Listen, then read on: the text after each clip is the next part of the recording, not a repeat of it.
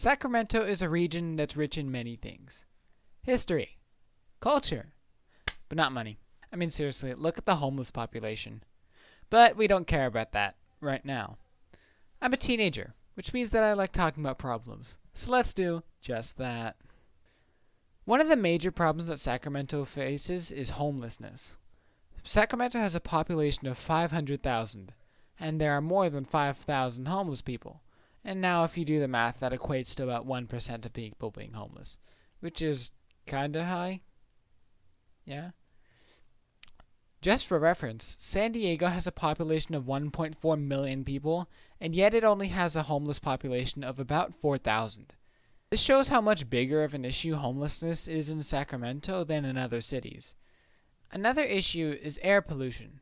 Most of the world faces this problem too, but talking about the world is for a different merit badge, so I'm not going to do it. Many different forms of transportation are used throughout Sacramento, and almost all of these forms of transportation contribute to the growing problem of air pollution. Forms such as cars, or buses, or people smoking while riding around on electric scooters. Pollution is such a big issue in Sacramento because of the difference in population density. And this is also comparing to San Diego. While not much in comparison, 1,000 people is a lot if you think about it. This high population density not only means a lot of cars, but also a bunch of pollution being concentrated into one area. This terrible combination has contributed to the current air pollution problem that we have in Sacramento today. Now, you're probably wondering, has Sacramento always been superpopulated? Now, first of all, that's a dumb question. Well, to answer that question, we have to go back. Way back. In early history, Sacramento was passed around like a cheese platter at a party. First, it belonged to the Native Americans, like the rest of North America. And then the Spanish conquistadors came along and conquisted everything, I guess. Then the Spanish that were living there decided that being Spanish was lame and created the mythical land of Mexico.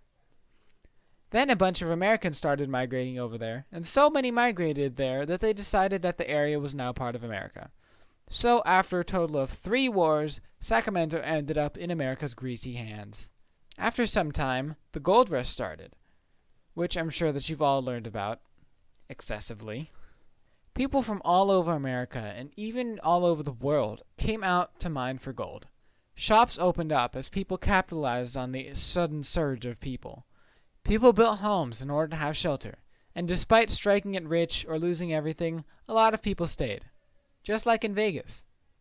People from hundreds of different places living here resulted in one of the best things about Sacramento, a high level of diversity. Just look around you. There's probably more skin colors in this room than there are colors on the pride flag. Another one of the best things about Sacramento is the Sacramento River. The Sacramento River provides over half of California with its water. And half of California is this amount of people that I don't know right now. It has also provided a large amount of food for this region for the past several hundred years. Since, it's a river, and rivers have fish, and fish is food, not friends.